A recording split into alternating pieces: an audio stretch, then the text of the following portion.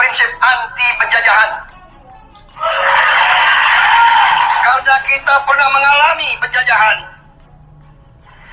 kita anti penindasan. Karena kita pernah ditindas, kita anti rasialisme, kita anti apartheid. Karena kita pernah mengalami apartheid.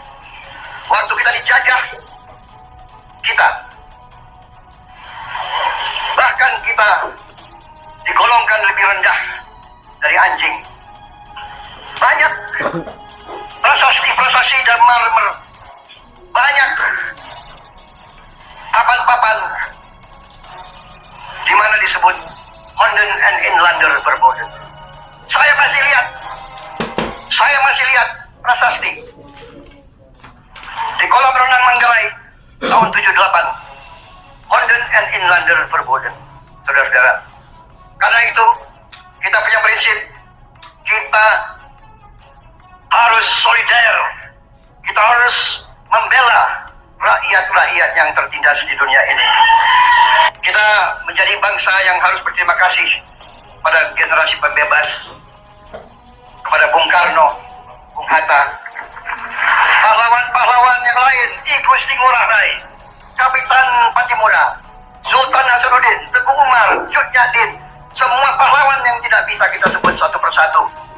Tapi mereka yang membayar saham kemerdekaan dengan darah dan air mata mereka. Kita bersyukur pada Presiden dan Proklamator pertama, Bung Karno, yang telah memberi kepada kita ideologi negara, Pancasila. Yang keluar masuk penjara, dibuang di mana-mana dari sejak muda karena memperjuangkan Indonesia merdeka. Indonesia tidak mau menjadi darah bagi bangsa-bangsa lain.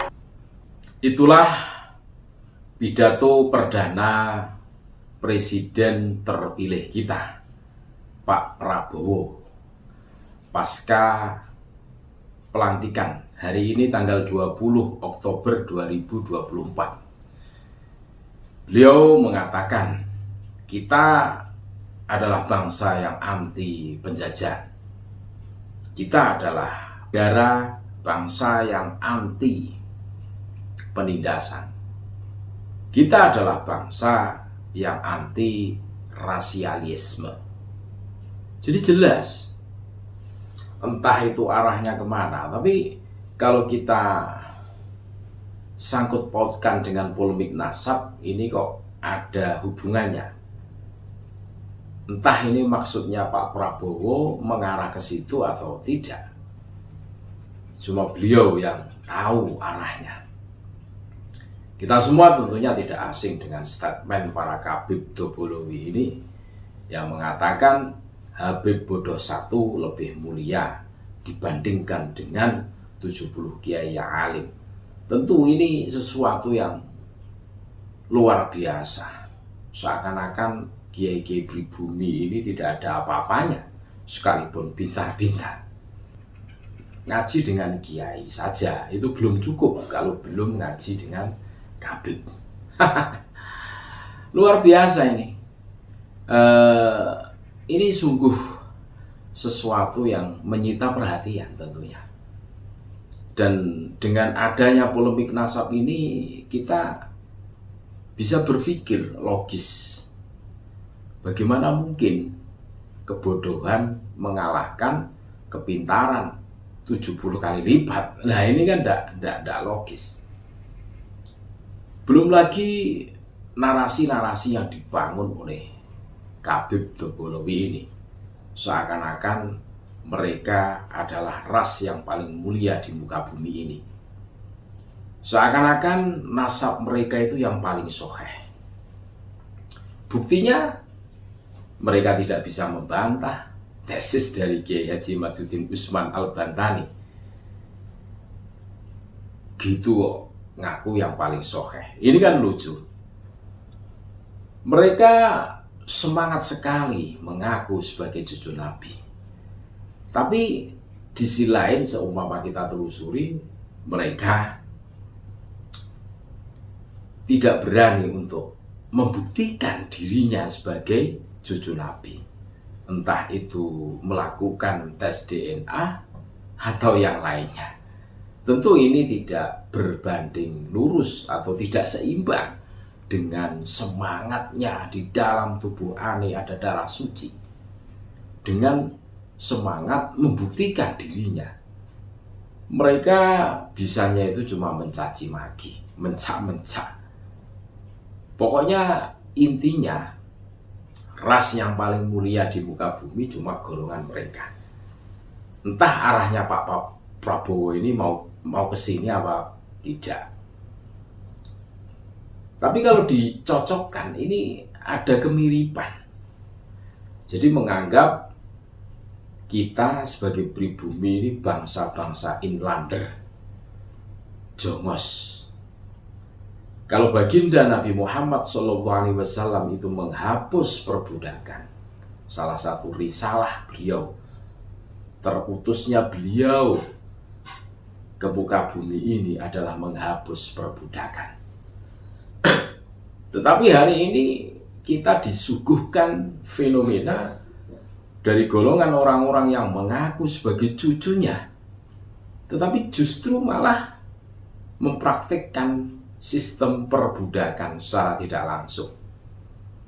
Mereka mengatakan telapak Habib yang maksiat itu lebih mulia dari kepala kiai. Ini sistem perbudakan secara tidak langsung. Bahkan kita tidak jarang disuguhkan oleh perilaku-perilaku para klan Bani Dobolohi ini. Gara-gara ada orang yang tidak memanggil mereka Habib, mereka marah-marah dan mencak-mencak. Jangan panggil Om lah, jangan panggil Pak lah, panggil Habib gitu loh. Dulu itu, tapi sekarang ya biasa saja.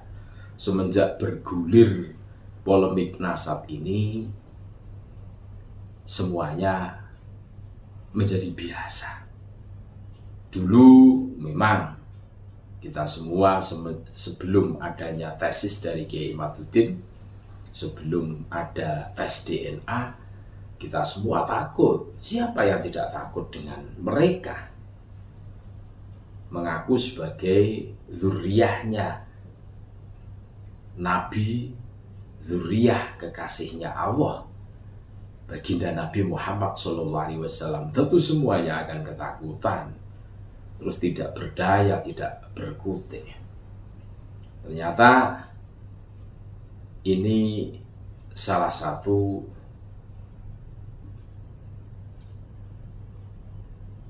qadarullah, dibukakannya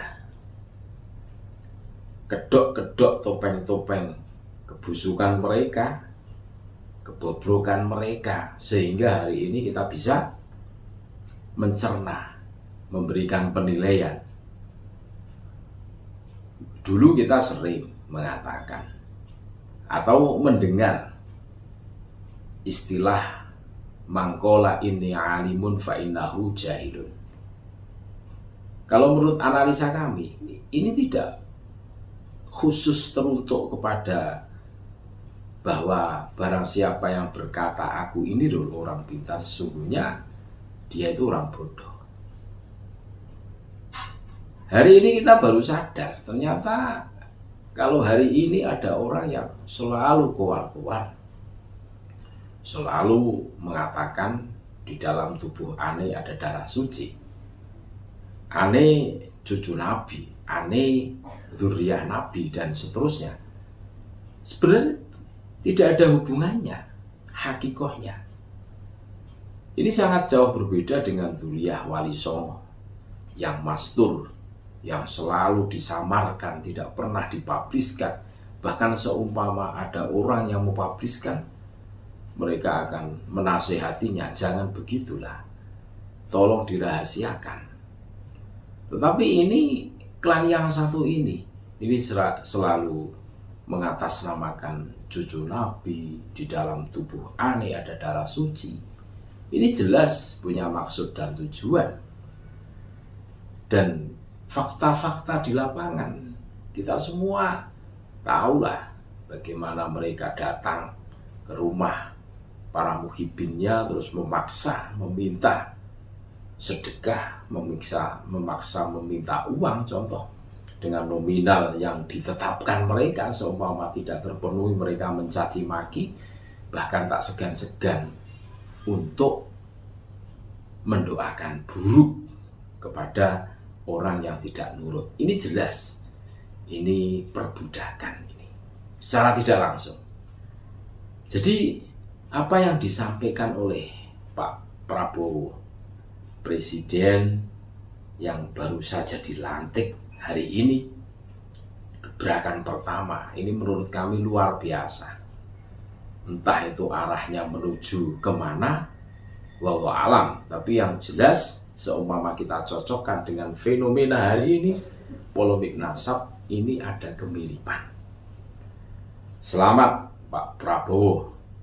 Semoga Pak Prabowo selalu diberi kesehatan dhahiran wa batinan, sehingga bisa memimpin kita semua untuk masa 5 tahun yang akan datang. Dan semoga Indonesia tambah jaya, Nusantara maju, dan tetap NKRI harga mati.